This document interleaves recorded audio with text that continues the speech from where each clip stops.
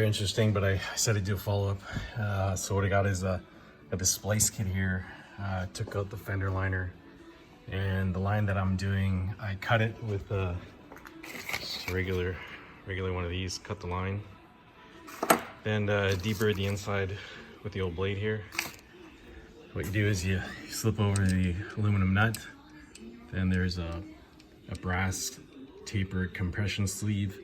Then there's this is a green rubber piece. There's a tapered end and it faces this way.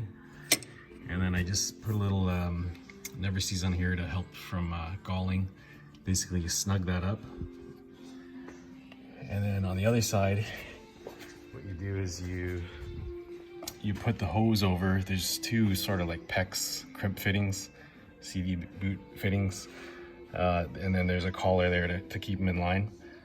So what you do is you just slide it on over and tighten them up. You're supposed to tighten the inside end first and then the other one. Not sure what the meaning behind that is, but I guess if you can remember to do it, but it's following instructions. And I cut out more than I needed.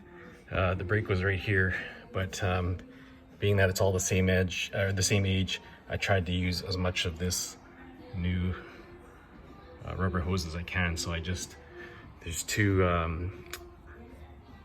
little fasteners here, so I eliminated that one. It's not going to go through there, and it's not going to go through this one either. That's as long as the hose was, and that's as much as I'm going to use. And then you don't tighten these too tight. Depending on the size, it's anywhere from I think 15 to 20 foot-pounds, so it's not a lot. That's basically it. So after this, I'm gonna run it to work and get this recharged. Hopefully everything's okay. Hopefully there's no other leaks in this line here. Cool.